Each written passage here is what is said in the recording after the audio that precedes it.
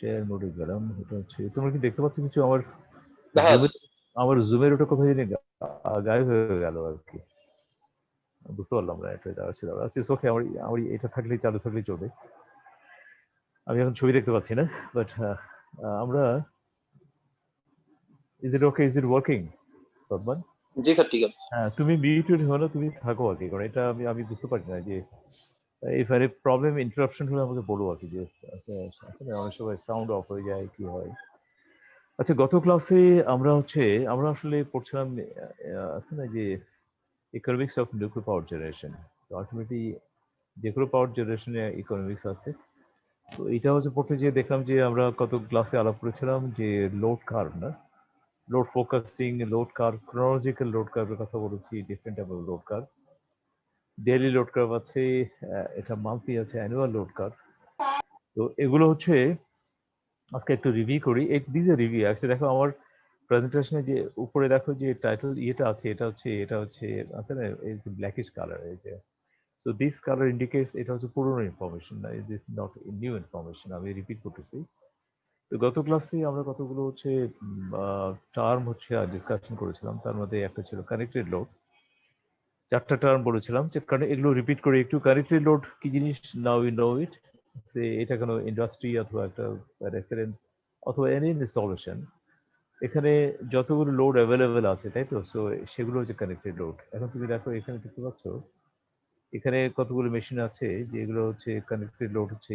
দেখতে আছে এক দুই চারটা ইয়ে আছে, মেশিন আছে। এই চারটা মেশিনের হচ্ছে টোটাল কানেক্টেড লোড হচ্ছে 5 কিলোওয়াট, তাই না? এখানে একটা মিসিং হয়ে গেছে, বাট এনিওয়ে এই ফিগারটা 5 থেকে বাদ দিলে যা হয় তাই আর কি। দুই এর তিন তিন চার 0.5, এখানে 0.5 কিলোওয়াট একটা ছিল। তবে এই ফ্যাক্টরিতে কানেক্টেড লোড বলতে আমরা এগুলো বুঝাই। তোমার বাসাতে যতগুলো তোমার লাইট, ফ্যান, সুইচ আছে, রেফ্রিজারেটর, ওয়াশিং মেশিন, তো heater, whatever load you are having, এগুলো তো আছেই। প্লাস হচ্ছে তোমার যে আউটলেট গুলো আছে, 15 অ্যাম্পিয়ার, 5 অ্যাম্পিয়ারের আউটলেট, সেগুলোকেও হচ্ছে কনসিডারেশন নিয়ে এসে তুমি কানেক্টেড লোড বের করো। তো দেখা গেছে একটা এস্টাবলিশমেন্টে যে কানেক্টেড লোড থাকে, এটা হচ্ছে ম্যাক্সিমাম ডিমান্ড আর ম্যাক্সিমাম লোড, এটা এটা হচ্ছে তার সমান ভেরি রেয়ার, অলমোস্ট ধরে নেওয়া যায় যে এটা হচ্ছে সমান হয় না। এখানে দেখো কানেক্টেড লোড ছিল 5 কিলোওয়াট, কিন্তু আমরা দেখতে পাচ্ছি যে এখানে ম্যাক্সিমাম লোড হচ্ছে মেপে দেখা গেছে যে ইট ইজ 3 কিলোওয়াট, তাই না? This A pick load 3 kilowatt, so this the maximum demand or maximum load. তার একটা বিষয় আমরা বলেছি, লোড এন্ড ডিমান্ড এটা ইন্টারচেঞ্জেবলি আমরা ইউজ করি, আসলে দে মিন দ্য সেম থিং, তাই না? এখন দেখো তাহলে কানেক্টেড লোড কি জিনিস, now we know it, and maximum demand কি জিনিস সেটা আমরা বুঝতে পারলাম। কানেক্টেড যে লোডের, আচ্ছা একটা হচ্ছে যে তোমার হচ্ছে কাস্টমার থাকে, যে ইয়ে থাকে, যে ইউটিলিটির কাস্টমার যারা আর কি, তাদের কানেক্টেড লোড কি জিনিস, তাদের ম্যাক্সিমাম ডিমান্ড হচ্ছে কানেক্টেড লোডের সমান হয় না, সচরাচর একটু কম হয়। এখন কতটুকু কম হয় সেগুলো হচ্ছে ডিটারমাইন করার জন্য দেয়ার সাম ফ্যাক্টরস। যে ফ্যাক্টরগুলো হচ্ছে গত ক্লাসে আমরা আলোচনা করেছিলাম। এই ফ্যাক্টরগুলো পাওয়া যায় কোথেকে? Demand factor and diversity factor. এই ফ্যাক্টরগুলো হচ্ছে ডিজাইন কোড থেকে পাওয়া যায়, তাই তো? যারা আমাদের দেশে বিএনবিসি আছে, বাংলাদেশ ন্যাশনাল বিল্ডিং কোড, সেখান থেকে তুই ক্যান গেট দিস ফ্যাক্টরস। আচ্ছা এখন দেখো এটা হচ্ছে অ্যাভারেজ লোডের কনসেপ্টটা, এটা আসছে হচ্ছে ক্রোনোলজিক্যাল লোড কার্ভ থেকে। এখানে একটা এক্সাম্পল দিয়েছিলাম। এটা হচ্ছে 24 ঘন্টার একটা এটা একটা হাইপোথেটিক্যাল আরবিট্রারি একটা লোড কার্ভ আমরা দেখিয়েছি, ডেইলি লোড কার্ভ। দেখতে পাচ্ছ মেশিনটা রাত্রিবেলা মিড নাইটে চালু হয়েছে, আর রাত্রিবেলা হচ্ছে আহ, রাত 10টার সময় আসলে বন্ধ হয়ে গেছে। তো এটা একটা আমরা ধরেছি যে এটার অ্যাভারেজ লোড, যে অ্যাভারেজ লোড কথাটা বলা আছে, কিন্তু অ্যাভারেজ লোড কি জিনিস, total area under the curve divide by 24, যেহেতু এটি ডেইলি লোড কার্ভ। যদি মেশিনটা 22 ঘন্টায় চলেছিল, কিন্তু আমরা যখন ডেইলি লোড কার্ভ বের করবো, this is very important, keep in mind যে ডেইলি লোড কার্ভ বের করার সময় আমরা 24 ঘন্টা একদিন 24 ঘন্টা দিয়ে ভাগ দেবো। মেশিনটা কত ঘন্টা চলেছে এটা আমরা কনসিডারেশনে আনি না আর কি, বুঝছো? তো এটা হচ্ছে ডেইলি লোড কার্ভ করার জন্য এভাবে একইভাবে মান্থলি অ্যানুয়াল লোড কার্ভ করার সময় আমরা এক বছরে যতগুলো ঘন্টা আছে কত 8760 দিয়ে ভাগ করে টোটাল এনার্জি যে প্রডিউস কিলোওয়াট আওয়ার, তাকে হচ্ছে 8600 760 দিয়ে ভাগ করে আমরা হচ্ছে বছরের হচ্ছে পাই, তাই না? এটা অ্যাভারেজ লোডটা পাই। তো average load is a concept যেটা আমরা এখন বুঝতে পারলাম। হোয়াট ইজ অ্যাভারেজ লোড, তারপরে প্ল্যান্ট ক্যাপাসিটি, একটা প্ল্যান্ট হচ্ছে এই লোডটা ক্যাটার করছে, সেই প্ল্যান্টের ক্যাপাসিটি মনে করো এই যে জেনারেটিং স্টেশন দেখতে পাচ্ছ এখানে, এটা হচ্ছে ক্যাপাসিটি, নেম প্লেট রেটিং হচ্ছে 20 কিলোওয়াট, তাই তো? So this is the plant capacity. এই চারটা টার্ম আমরা হচ্ছে গত ক্লাসে পড়েছি, আজকে একটু রিভিউ করলাম। আর কয়টা ফ্যাক্টর ছিল আর কি, 6টা ফ্যাক্টর, তার মধ্যে 2টো ফ্যাক্টর গত ক্লাসে আমরা কভার করেছি, আর আজকে 4টা ফ্যাক্টর আমরা ডিসকাস করব। So these are very important, কারণ আমি এখান থেকে তোমাদের জন্য আসলে একটা ম্যাথ থাকবে, বুঝছো? এই ম্যাথগুলো হচ্ছে, ম্যাথটা খুব সিম্পল ম্যাথ, ভেরি সিম্পল।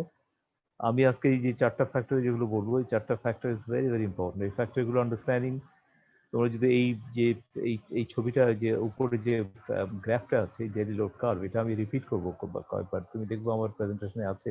আজকে আমি স্কিপ করে যাবো, স্কিপ করে যে, but I will be considering on this daily load curve. এখান থেকে আসলে how to derive this factors, এই ফ্যাক্টরগুলো তোমরা ঠিকমতো বুঝতে পারলে you can solve any damn problem. আমি তোমাদের আজকে একটা রেফারেন্স বুক, মেহতার পাওয়ার সিস্টেম আছে না, পাওয়ার প্ল্যান্ট ইঞ্জিনিয়ারিং এর একটা বই আপলোড করে দিয়েছি তোমাদের গুগল ড্রাইভে। এটা হচ্ছে তোমাদের জন্য, এটার chapter 3 and section 3 and section 4। Section 3 and section 4 কিন্তু আছে ইকোনমিক্স, তোমাদের হচ্ছে এই যে ইকোনমিক ফ্যাক্টর, এগুলো নিয়ে কথাবার্তা বলে। আর এখানে কিছু অঙ্ক আছে এখানে তোমাদের, আমি দেখি এটা তো রিভিউ ক্লাসে তোমাদের বলবো যে কতগুলো অঙ্ক তোমরা করলে মোটামুটি হচ্ছে এই ওই জাতীয় অঙ্ক পাবো। নেক্সট ক্লাসে উইল বি ডিসকাসিং। আচ্ছা, এখন দেখো যে 6টা ফ্যাক্টরের কথা বলছিলাম, যেগুলো 4টা আমরা কভার করেছি গত দিনে। আজকে হচ্ছে এই demand factor, diversity factor. Demand factor কি জিনিস? ডিমান্ড ফ্যাক্টর আজকে যে কানেক্টেড লোড, আর হচ্ছে এই যে তোমার হচ্ছে ম্যাক্সিমাম ডিমান্ডের ratio, maximum demand by connected load, এটা হচ্ছে ডিমান্ড ফ্যাক্টর বলি। এই ফ্যাক্টর পাওয়া যায় কোথেকে? ডিজাইন কোড থেকে এই ফ্যাক্টরি ভ্যালু পাওয়া যায়, তাই না? তুমি যদি কানেক্টেড লোড জানো একটা ইনস্টলেশনের টাইপ অফ লোড, এখান থেকে কোন ধরনের লোডের জন্য কত ডিমান্ড ফ্যাক্টর এগুলো বলা আছে কি, ডিজাইন কোড এগুলো বলে দেয়। সেখান থেকে সে ফ্যাক্টর দিয়ে মাল্টিপ্লাই করে তুমি আসলে একটা কাস্টমারের ম্যাক্সিমাম লোড পেতে পারো আর কি। আর ডাইভার্সিটি ফ্যাক্টর হচ্ছে কি জিনিস? মনে করো you have got different customers, এখানে ফ্যাক্টরি 1, ফ্যাক্টরি 2, ফ্যাক্টরি 3, অনেকগুলো ফ্যাক্টরি আছে। তো এদের মধ্যে ডাইভার্সিটি কত হবে? এই একটা ফিডার, একটা ফিডার, তাই না? এইগুলোও তোমার হচ্ছে ডাইভার্সিটি ফ্যাক্টর থেকে পাওয়া যায়। এই diversity factor is more than one. একটা জিনিস মনে রাখো যে 6টা ফ্যাক্টরের মধ্যে all the factors are less than 1. তো এই ফ্যাক্টরগুলো হচ্ছে ম্যাক্সিমাম ভ্যালু 1 হতে পারে, but diversity factor is always more than 1। বুঝতে পারছো? আচ্ছা, তো ডাইভার্সিটি ফ্যাক্টর, ডিমান্ড ফ্যাক্টর গত ক্লাসে আমরা ডিসকাস করেছি। আজকে will jump to the load factor, capacity factor, plant use or uses factor, দুটি বলে। এই ক্যাপাসিটি ফ্যাক্টরটা ইজ ভেরি ভেরি ইম্পর্টেন্ট। আমি এটা আছে না যে পার্টিকুলারলি তোমরা দেখবা যে এই নিউক্লিয়ার পাওয়ার প্ল্যান্টের ইকোনমিক্স অথবা নিউক্লিয়ার পাওয়ার প্ল্যান্টের যখন ডিসকাশন অনেকগুলো হয়, তো পেপার টেপারে আমি দেখি যে ক্যাপাসিটি ফ্যাক্টরটা হচ্ছে টাইম এন্ড এগেইন এই ফ্যাক্টরের কথা বলে। তো কাজে এই ফ্যাক্টরটা হচ্ছে একটু ভালো মতো আমাদের হচ্ছে এটা জানা উচিত, তাই না? যে যাতে করে কি জিনিস বলা হচ্ছে এটা যেন আমরা সাথে সাথে ধরে ফেলতে পারি। তো আজকে আমরা this is very important today's discussion, because will be discussing all this 4 important factors, তাই না? প্ল্যান্ট ইউজেস, এটা আছে প্ল্যান্ট ইউজ, প্ল্যান্ট ইউজেস একটু একই, কিন্তু ইউটিলাইজেশন ফ্যাক্টর মনে হয় যে প্ল্যান্ট ইউজের ফ্যাক্টরের মতোই, বাট দেয়ারস আ ডিফারেন্স। এটা আমরা আজকে দেখবো। তো তোমাদের জন্য আমি টার্ম এগেইন আমি এটা বারবার বলছি যে এই this graph, this is very very important. আচ্ছা, এখানে এই ফ্যাক্টরগুলো, আচ্ছা আমি যেটা করবো, I will jump on to the, এগুলো আমি স্কিপ করে যাবো কারণ এগুলো হচ্ছে তোমরা পড়লে বুঝবা। আমি একটা ছবিতে কনসিডার করবো আমি। আচ্ছা, তোমার প্রেজেন্টেশন যখন দেখবা তখন দেখবে যে আমি আহ, এখন যেগুলো বলবো এটা কি, I will come to this point, দাঁড়াও। নো, ইয়েস, এটা হচ্ছে মোস্ট, স্লাইড নাম্বার 53, এটা একটু নোট ডাউন করো। 53 স্লাইডটা হচ্ছে একেবারে ভালো মতো আয়ত্ত করবা। দেখো এখানে সেই ডেইলি লোড কার্ভ একটা আমরা যেটা আলোচনা করেছি প্রথম থেকেই, সেটা আবার রিপিট করছি। এই প্ল্যান্টের ক্যাপাসিটি দেখো লেখা আছে, ক্যাপাসিটি কত? 20 কিলোওয়াট, তাই না? তো এটা হচ্ছে ক্রোনোলজিক্যাল লোড কার্ভ। ক্রোনোলজিক্যাল কেন? বিকজ এটা হচ্ছে with respect to time variation of load, এটা হচ্ছে দেখানো হচ্ছে। এটা ফর শিওর কোথাও পৃথিবীতে কোথাও কোনো পাওয়ার স্টেশনে এরকম ভাবে লোড কার্ভ পাওয়া যায় না আর কি, তাই না? Step function. বাট এটা আমাদের বোঝার সুবিধার্থে আমরা এটা এভাবে ড্র করেছি। এখন হচ্ছে আমরা এখানে প্ল্যান্ট ক্যাপাসিটি এই টার্মগুলো হচ্ছে ইম্পর্টেন্ট। প্ল্যান্ট ক্যাপাসিটি বুঝতে পারছো, ক্যাপাসিটি অফ দ্য প্ল্যান্ট, এটা name plate rating of the plant. প্ল্যান্টে যদি 10টা মেশিন থাকে, 10টা মেশিনের নেম প্লেটে যত মেগাওয়াট আর কিলোওয়াট লেখা আছে, তাই এটা সাম করলে যা হয় দ্যাটস দ্য প্ল্যান্ট ক্যাপাসিটি। আচ্ছা, ম্যাক্সিমাম লোড এখান থেকে দেখতে পাচ্ছ, এখানে পিক লোড এখানে কত, 15 কিলোওয়াট, তাই না? তাহলে দেখো এই ছবিটার জন্য for our power system under discussion, the capacity of the plant is 20 kilowatt. তো এটা হচ্ছে যে chronological load curve we're having in front of us, and I just for this load curve, the maximum load is 15 kilowatt, তাই না? আর average load কত? Average load আমি হিসাব করে বের করছি, দিস ফিগার নাও দেয়ার। অ্যাভারেজ লোড আমরা কি করে বের করি? আমরা স্টেশন আউটপুট কত, how many unit of electricity the plant provided, তাই না, ইন 24 আওয়ার্স। তো সেটা হিসাব করেছি, এটা সিম্পল, এটা এরিয়া আন্ডার দ্য কার্ভ, যে লোড কার্ভ যেটা আছে তার area under the curve. And area তো দেখতে পাচ্ছ একটা ট্রায়াঙ্গেল, বাকিগুলো স্কোয়ার। হিসাব করে বের করে তুমি দেখো, ওই প্রথমটার জন্য 10 কিলোওয়াট, তারপরটা 160 কিলোওয়াট, এরিয়া 30 কিলোওয়াট আওয়ার, 20 কিলোওয়াট আওয়ার, এসব যোগ করে তোমার কথা হলো 220 কিলোওয়াট আওয়ার হলো, তাই তো? এখন 220 কিলোওয়াট আওয়ার তোমার হচ্ছে টোটাল আছে এনার্জি প্রডিউস। এই এনার্জি প্রডিউস হচ্ছে কত ঘন্টায়, যেহেতু একটি ডেইলি লোড কার্ভ, এটা হচ্ছে ইম্পর্টেন্ট, কিপ ইন মাইন্ড। এটা হচ্ছে এই 220 কে আমি ডিভাইড করব বাই 24। আমি যদিও দেখতে পাচ্ছি ডেইলি লোড কার্ভ থেকে এই প্ল্যানটা হচ্ছে 22 ঘন্টা চলেছে, 24 ঘন্টা চলে নাই। কিন্তু আমরা যেহেতু ডেইলি হচ্ছে লোড কার্ভ থেকে আমরা ক্যালকুলেশন করছি তোমার অ্যাভারেজ পাওয়ার, এই জন্য আমাকে এটা দিতে প্র্যাকটিস 24 দিয়ে ভাগ করবা, বুঝছো? এইখানে অনেকে ভুল করে। সে অ্যাভারেজ বের করতে গিয়ে দেখা যাচ্ছে প্ল্যান্টও 22 ঘন্টা চলেছে, তো 22 দিয়ে ভাগ করে সে হচ্ছে একটা অ্যাভারেজ পায়, তো পরে দেখে সবগুলো রেজাল্ট হচ্ছে অ্যাফেক্টেড হয়ে গেছে, অঙ্ক আর হিসাব মিলবে না আর কি।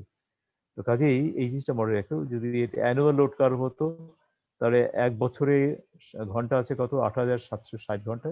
প্ল্যান্ট যত ঘন্টায় চলুক না কেন, আমি 8,760 ঘন্টা দিয়ে ভাগ করে আমি হচ্ছে তোমার অ্যাভারেজ লোড বের করতাম, তাই তো? আচ্ছা, এটা হচ্ছে total energy is definitely kilowatt hour, I am dividing it by hour, so ultimately average load is kilowatt, তাই না? তো hopefully this is very simple and is very clear to you. Now we come to the factors, যে 4টা ফ্যাক্টরের কথা আমি বলেছিলাম যে আজকে আলাপ করব। একটা হচ্ছে লোড ফ্যাক্টর। আচ্ছা, load factor is very simple. এটা কি জিনিস?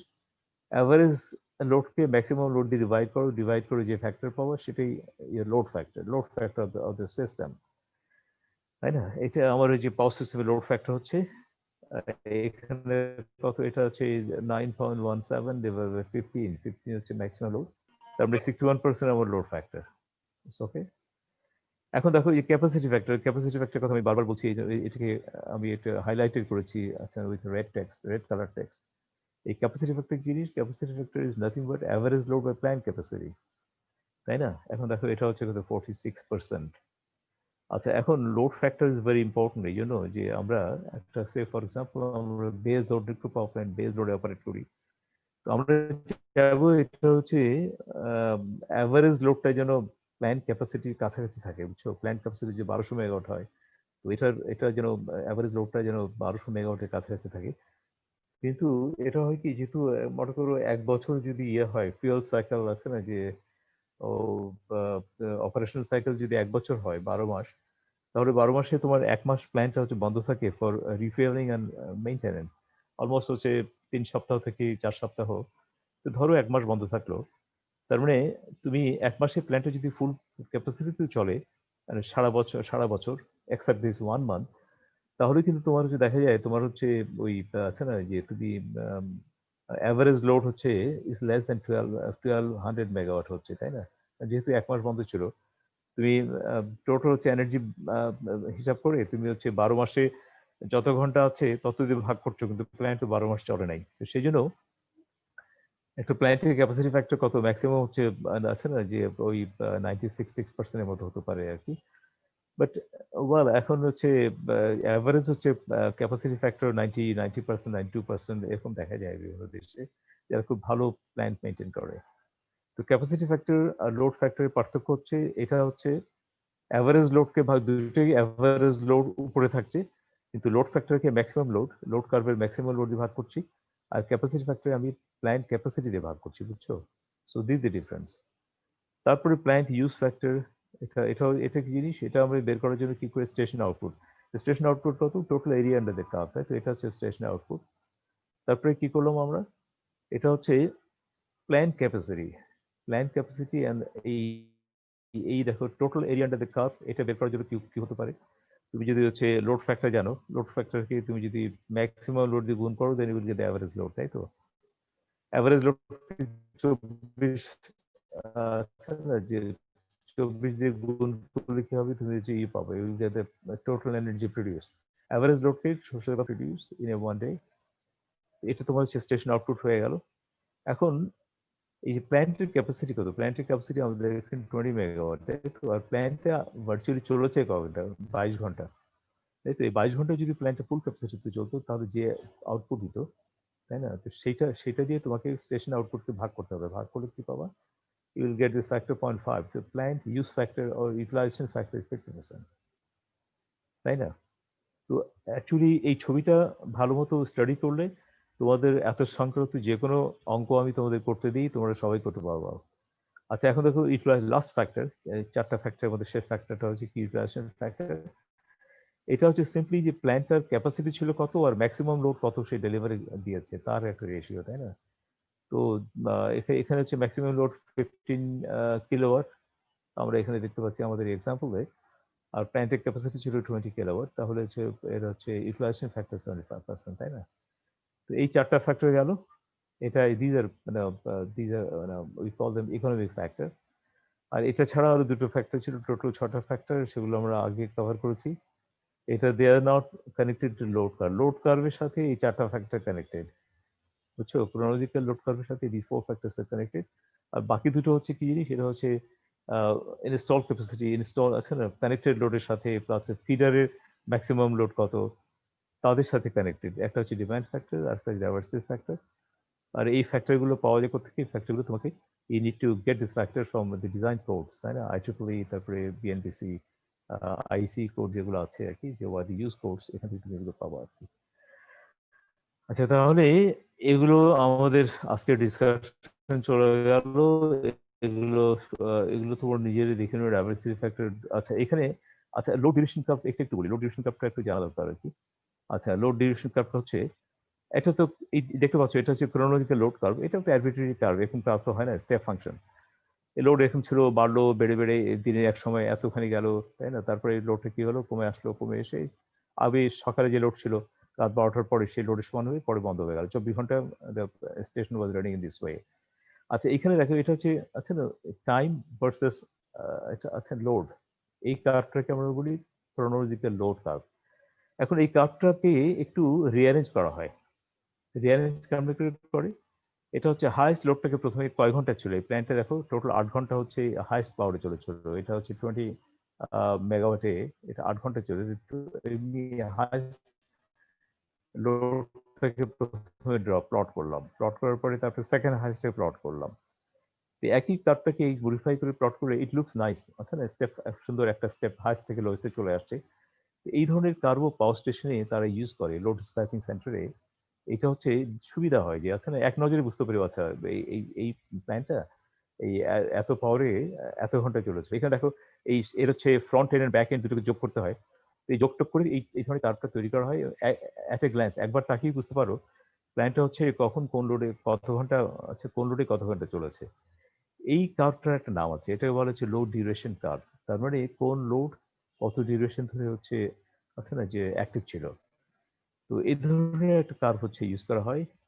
তো এরকম একটা দেখা যাচ্ছে, দেখো এটা হচ্ছে রিয়েল লাইফে এই ধরনের আছে না, ভ্যারিয়েবল একটা ইয়ে হয়, এরকম স্টেপ ফাংশন করা হয় না, এটাকে হচ্ছে রিঅ্যারেঞ্জ করে এই ধরনের হচ্ছে ইয়ে তৈরি করা হয়, কি বলে, লো ডিউরেশন কার্ভ তৈরি করা হয়।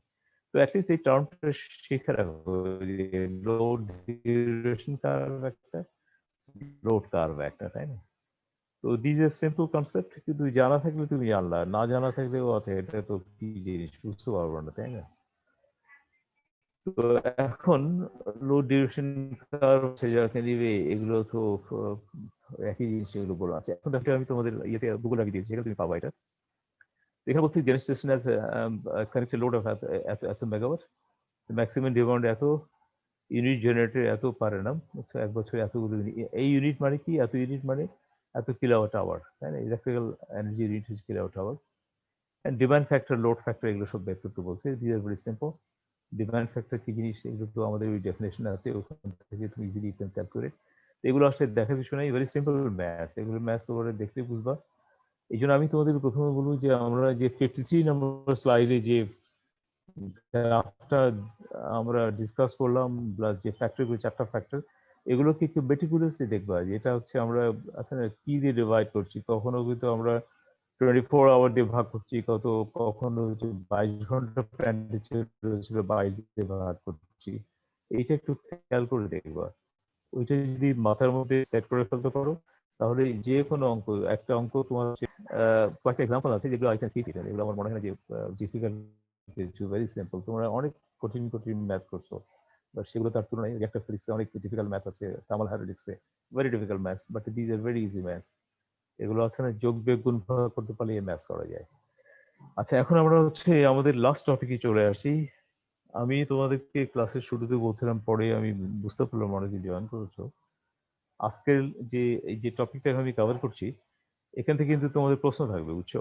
এখান থেকে ম্যাথ থাকবে, তারপরে প্রশ্ন থাকবে। কাজেই আর হচ্ছে তোমার এর আগে যে লেকচারটা আমার ছিল, আমরা যে ডিসকাস করেছি যে কমিশনিং থেকে একটা লেকচার থাকবে, একটা প্রশ্ন থাকবে।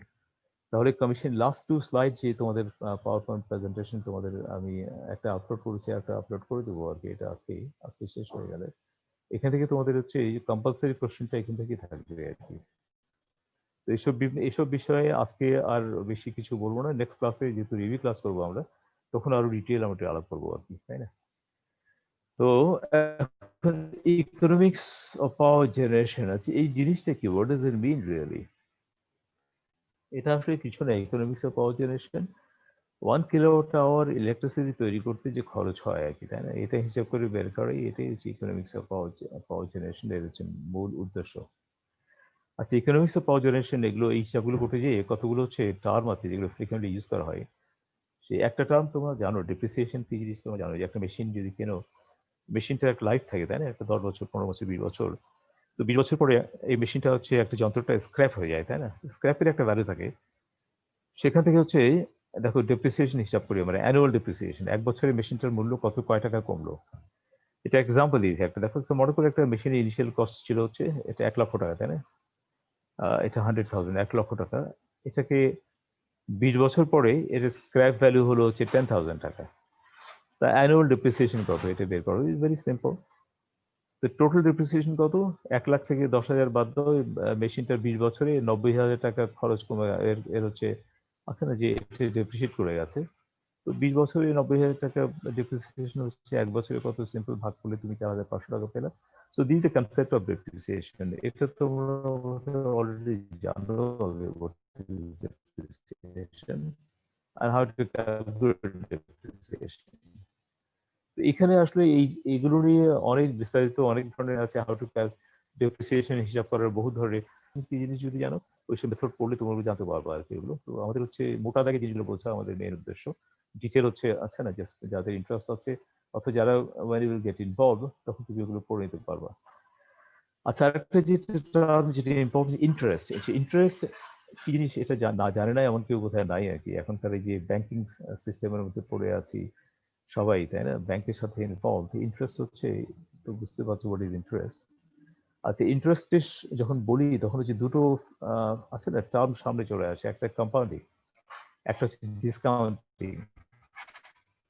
কম্পাউন্ডিং তো সবাই জানো, যে কম্পাউন্ড বলে না, যে কম্পাউন্ড ইন্টারেস্ট, এই ব্যাংকে কম্পাউন্ড চক্রবৃদ্ধি সুদ, যেটা একটা ইন্টারেস্ট আবার ইন্টারেস্ট হয়, তাই না? তো এটা হচ্ছে কম্পাউন্ডিং হয়।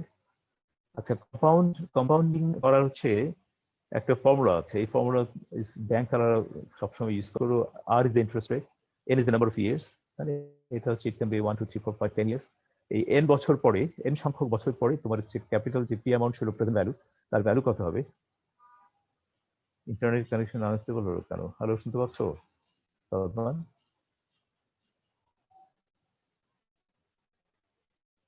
হ্যালো,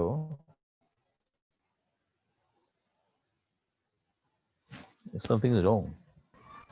শোনা যাচ্ছে সালমান, আচ্ছা, ওকে, থ্যাংক ইউ। আচ্ছা, স্যার শোনা যাচ্ছে। তিনি বলতেছে আমার কম্পিউটারে একটা মেসেজ আসছে যে আচ্ছা, এখন দেখো এটা হচ্ছে কম্পাউন্ড ইন্টারেস্ট কিভাবে বেশি this final value present value এই রিলেশনটা এরকম, তাই না? আচ্ছা, এখন হচ্ছে এটাকে যদি মনে করো আমরা প্রেজেন্ট ভ্যালু ক্যালকুলেশন করি, ফাইনাল ভ্যালু কত, এই প্রেজেন্ট ভ্যালু তো ক্যালকুলেশন করা যায়, তাই ইকুয়েশন থেকে উপরে ইকুয়েশন থেকে সিম্পলি তুমি হচ্ছে left side right hand side থেকে আচ্ছা ম্যানিপুলেট করে প্রেজেন্ট সমান ফাইনাল ভ্যালু ডিভাইডেড বাই হচ্ছে 1 plus r to the power, so this equation. এখন এইখানে যে তুমি হিসাব যেটা করলা, ফিউচার ভ্যালু থেকে প্রেজেন্ট ভ্যালু থেকে তুমি হিসাব করে বের করলো, এটাকে ডিসকাউন্টিং বলে, বুঝছো? তো ডিসকাউন্টিং আর কম্পাউন্ডিং ভার্চুয়ালি একই জিনিস, কিন্তু হচ্ছে একটু পার্থক্য হচ্ছে, একটা হচ্ছে প্রেজেন্ট ভ্যালু থেকে হচ্ছে হিসাব করে তুমি হচ্ছে প্রেজেন্ট ভ্যালু বের করো, তাই না? তো এটা হচ্ছে এই টার্মটা হচ্ছে ইম্পর্টেন্ট, যে কম্পাউন্ডিং ডিসকাউন্টিং। আরেকটা টার্ম হচ্ছে net present value. Net present value কি জিনিস? তুমি একটা ইনভেস্টমেন্ট করতেছো, একটা ইন্ডাস্ট্রি তৈরি করতেছো, তাই না? তুমি আজকে যদি 100 টাকা খরচ করো, মনে করো আজকে সে একটা প্ল্যান 5 বছর ধরে তৈরি করলো, আজকে 100 টাকা খরচ করলা, পরের বছরে 200 টাকা, এভাবে তুমি হচ্ছে 5 বছরে অনেক টাকা খরচ করলা। আজকে 100 টাকার যে 100 টাকার যে ভ্যালু আছে না, যে 5 বছর পরে 100 টাকা আজকের 100 টাকা কিন্তু সমান না। 5 বছর পরে 100 টাকার ভ্যালু কমে যায়, তাহলে এটাকে তুমি যদি আজকের ভ্যালুতে কনভার্ট করো, তো তুমি দেখবা এটা হচ্ছে এই ভ্যালু হচ্ছে মোর দ্যান 100 টাকা, তাই না?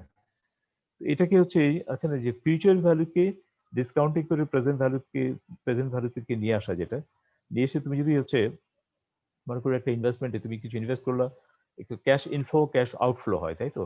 তুমি যদি ইনভেস্ট করলা দিস ইনফ্লো, এখান থেকে হচ্ছে আচ্ছা না যে তোমার হচ্ছে ক্যাশ আউটফ্লো হতে পারে, তাই না? তো এখন এই ইনফ্লো আর আউটফ্লো হচ্ছে তোমার হচ্ছে ব্যালেন্সটাই হচ্ছে এটা নেট প্রেজেন্ট ভ্যালু, তাই না, in terms of present value.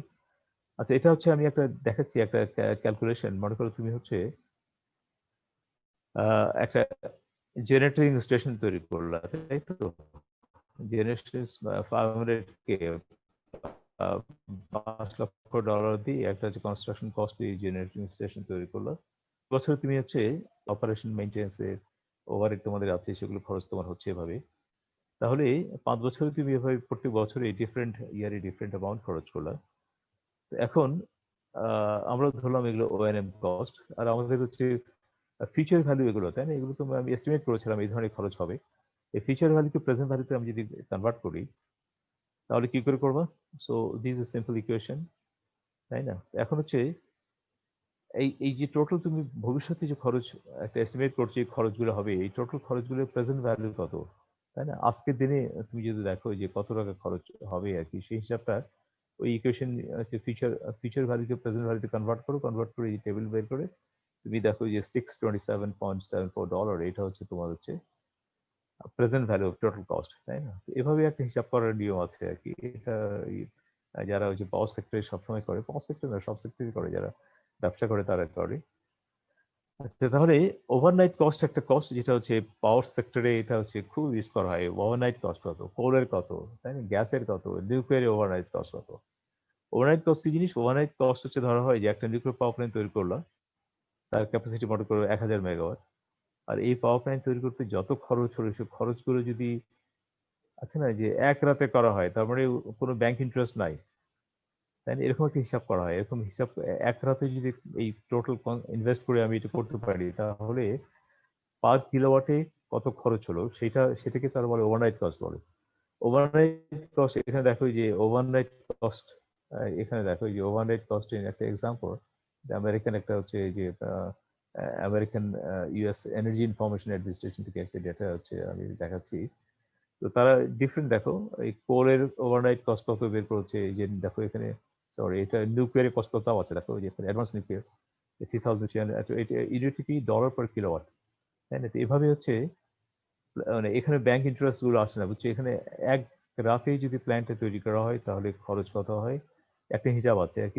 এটা অনেক ধরনের হিসাব আছে, বুঝছো? এটা তুমি অনেক কমপ্লিকেটেড হিসাব আছে, সিম্পল হিসাব আছে, যেগুলো নিবে এই টার্মটা আমাদের জানা দরকার, হোয়াট ইজ ওভারনাইট কস্ট। তো এটা হচ্ছে মতো করে আয়ত্ত করবা, ইটস ইম্পর্টেন্ট, তাই না? এই টার্মটা যদি ইউজ করা হয়। আচ্ছা, এখানে ওভারনাইট কস্টের একটা এক্সাম্পল দিয়েছি। মনে করো আমরা আগে দেখেছিলাম রিজেনারেশন কস্ট বলছে, এখন ধরলাম যে এগুলো সবই এই প্ল্যান্টে 1 বছর না 5 বছর ধরে তৈরি হয়েছে, 5 বছরে আমি এইভাবে টাকা খরচ করেছি, তাই না? তাহলে ওভারনাইট কস্ট কত? কিন্তু আমরা দেখেছি যে এই ফর্মুলা আমাদের আছে, এই ফর্মুলা দিয়ে প্রেজেন্ট ভ্যালু বের করার পরে তোমার যে ইয়ে কি বলে তোমার হচ্ছে যে যে টাকাটা আসলো, so that is overnight cost, তাই না? আচ্ছা, এখন আরেকটা কস্ট আছে, যে কস্টটা হচ্ছে, এটাও শোনা যায় লেভেলাইজ কস্ট অফ এনার্জি বলা হয়, ইলেকট্রিসিটি বলা হয়।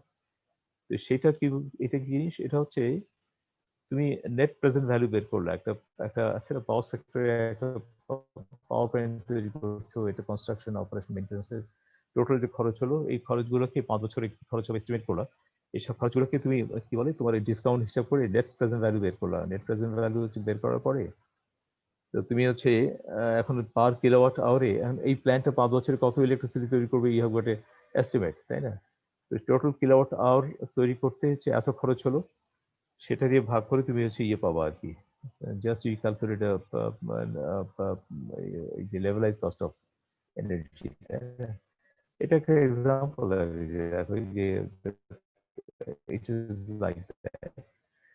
এটা হচ্ছে কি কি আছে, ইনভেস্ট কস্ট আছে, তারপরে হচ্ছে fixed operation maintenance cost F, তারপরে ভ্যারিয়েবল কস্ট, যে তোমার ভি আছে ভ্যারিয়েবল কস্ট, ফুয়েল কস্ট আছে সিএফ, ফুয়েল কস্ট, এগুলো দিয়ে দিয়ে টোটাল কস্ট, তাই না? এই টোটাল কস্ট, এগুলো কিছু অল প্রেজেন্ট ভ্যালু, এটাকে প্রেজেন্ট ভ্যালুতে কনভার্ট করে তুমি হচ্ছে you can calculate the cost which is levelize cost of energy electricity, তাই না?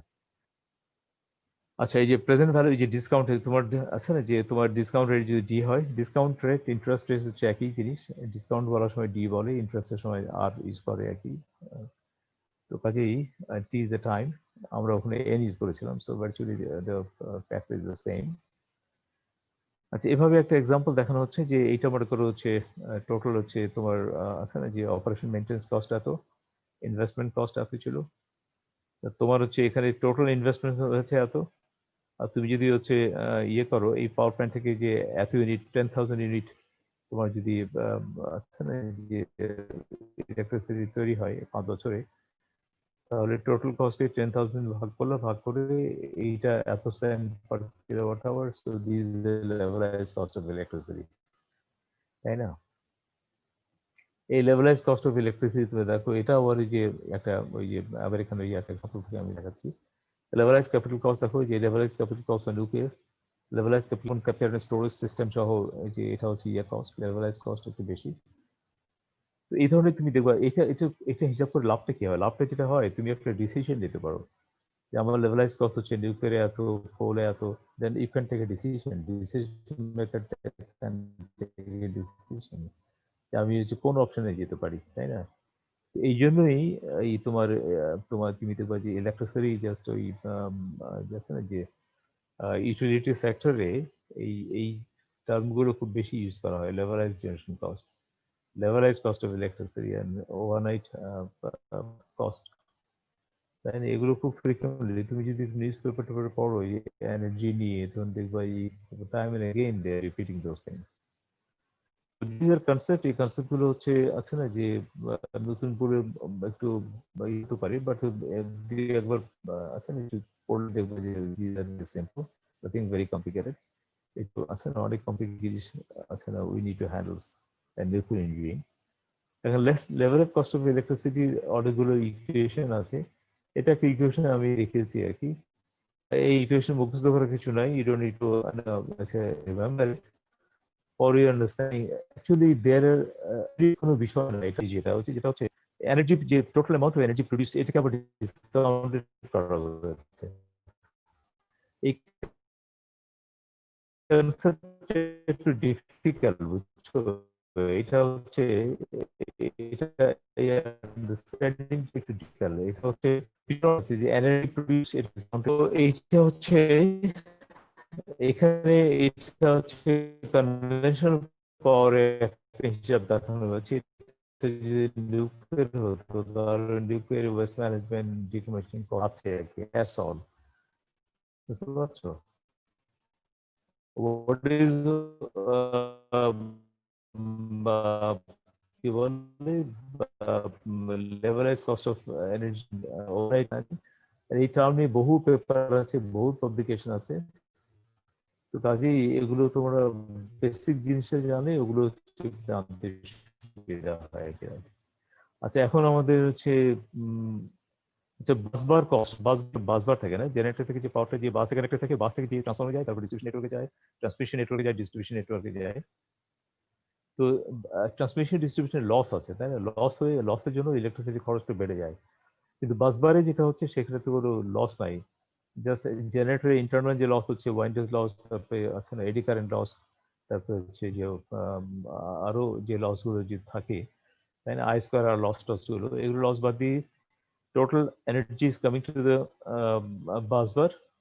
তো বাসবারে হচ্ছে ইউনিট জেনারেশন কস্ট কত, তো সেইটাকে তারা হচ্ছে বলে বাসবার কস্ট বলে, বুঝছো? তো এইখানে বাসবার কস্টের মধ্যে এইসব কস্ট গুলো হচ্ছে ইনক্লুডেড হয়, ফুয়েল কস্ট, স্পেন্ডিচার আর হচ্ছে ওয়েস্ট ম্যানেজমেন্ট কস্ট। আচ্ছা, এখন আচ্ছা এই ডায়াগ্রামটা তোমরা একটু ভালো করে একটু স্টাডি করবা। তো টোটাল কস্ট অফ ইলেকট্রিসিটি আর নিউক্লিয়ার ইলেকট্রিসিটি, এটা হচ্ছে মূল পার্ট হচ্ছে তিনটে: ক্যাপিটাল, কস্ট, ফুয়েল কস্ট, তাই না? এইগুলো কি জিনিস নেক্সট স্লাইডে আমি বলছি। আর ডিকমিশনিং কস্ট আর কি, তাই না? আর অপারেশন কস্টের মধ্যে একটা ফিক্স কস্ট আছে, এটাকে প্রফেশনাল ভ্যারিয়েবল কস্ট বলে। এই দুটো হচ্ছে অপারেশন মেইনটেন্স কস্টের মধ্যে আছে। আর ফুয়েল কস্টে বুঝতে পারছি, ইউরেনিয়াম আছে, কনভার্সন আছে এখানে। এখানে একটা ইম্পর্টেন্ট টার্ম আছে, সেপারেটিভ ওয়ার্ক। এটা একটু কমপ্লেক্স, ডিফিকাল্ট আন্ডারস্ট্যান্ডিং। এসডব্লিউ বলে, সেপারেটিভ ওয়ার্ক ইউনিট। তুমি দেখবা ফুয়েল কস্ট যখন হিসাব করা হয় তখন তার বলে এসডব্লিউ, মানে এত ডলার, এত পার কেজি। সেপারেট এই কনসেপ্টটা হচ্ছে একটু ডিফিকাল্ট আছে, বুঝছো? আমি নেক্সট স্লাইডে এটা বলতেছি আমি এগুলো কি জিনিস। ফ্যাব্রিকেশন ব্যাক এন্ড কস্ট বুঝতে পারছো, ব্যাক এন্ড এর ফ্রন্ট এন্ড ব্যাক এন্ড যে কস্টগুলো আছে, স্টোরেজ এন্ড আছে না, যে এগুলো হচ্ছে ওয়েস্ট ম্যানেজমেন্ট কস্ট। এই যে আমরা যে টার্মগুলো বলেছি, যেগুলো হচ্ছে একটু আছে না, জাস্ট নট কমন, সেই সেই টার্মগুলো ওখানে ক্লারিফাই করা হচ্ছে, বলতে বেস কস্ট, ওনার্স কস্ট। এগুলো তো সিম্পল। এখানে যে সেপারেটিভ ওয়ার্ক ইউনিট, আচ্ছা separative work unit is the concept. এই জিনিসটা হচ্ছে একটু আচ্ছা, অ্যাডিশনাল ইনফরমেশন তোমরা পড়ো, lot of information you can get in the internet. এখানে কি, this is standard measure of the effort. আচ্ছা, অ্যাকচুয়ালি ইউরেনিয়াম কি হয়, 238 এন্ড 235 দুটো আইসোটোপ হচ্ছে একসাথে মিক্স করা থাকে, তাই তো?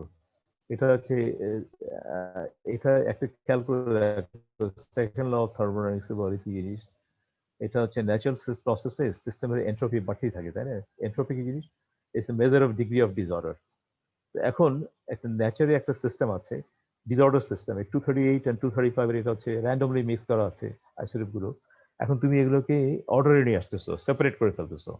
এই সেপারেশন তো এমনি হয় না, এই সেপারেশন করে যে অর্ডারে আনার জন্য you need to spend lot of energy, you need to spend অনেক কিলোওয়াট আচ্ছা hour of energy for getting 1 kg of uranium 235, তাই না? তো এই যে তো হিসাবটা ওভাবে করা, how much energy you spend and what's the price of the energy, ওই হিসাব করে তারা হচ্ছে এই আছে না যে একটা একটা হিসাব তারা হচ্ছে নির্ধারণ করে, এটা বলে সেপারেটিভ ওয়ার্ক ইউনিট। সেপারেটিভ ওয়ার্ক ইউনিট হচ্ছে এটা এর পার কেজিতে কত ডলার এইভাবে দেয়া থাকে আর কি। তো দিস ইজ এ কনসেপ্ট, এই কনসেপ্টটা this is a bit difficult, এটা স্ট্রেট ফরওয়ার্ড কনসেপ্ট না আর কি। তো কাজেই এটা হচ্ছে নতুন টার্ম, যে তোমরা একটু you can give effort and you can think over. আর বাকিগুলো হচ্ছে simple. Supplementary cost include transportation, তারা ইন্স্যুরেন্স, স্পেয়ার পার্টস, এগুলো তো বোঝা যাচ্ছে এগুলো কি কস্ট আর কি। এই সেপারেটিভ ওয়ার্ক ইউনিট কস্টটা হচ্ছে এটা একটু হচ্ছে আচ্ছা না, ভালো মতো হচ্ছে as a nuclear engineering student এটা হচ্ছে ট্রাই টু আন্ডারস্ট্যান্ড। এটি এখন এটা হচ্ছে হয়তো পরীক্ষার জন্য খুব একটা লাগবে না তোমাদের, বাট এটা ভবিষ্যতে হচ্ছে for your understanding, for your confidence, তাই না? And হচ্ছে ফর ইউর স্যাটিসফ্যাকশন, আমার হচ্ছে একটা রিকমেন্ডেশন থাকবে, এটা নিয়ে তোমরা একটু পড়াশোনা করে এই জিনিসটা ভালো মতো জানার চেষ্টা করো আর কি। আমার মনে হয় আজকে হচ্ছে আমাদের ডিসকাশন শেষ হয়ে গেছে। এখন কয়টা বাজে দেখি তোমাদের ঘড়িতে, সময় তো প্রায় শেষ হচ্ছে না, 40 বাজে আমার ঘড়িতে। এই বইটা হচ্ছে অলরেডি তোমাদের ইয়েতে সি, এটা হচ্ছে লোড কার্ভের অঙ্ক টঙ্ক কতগুলো আছে।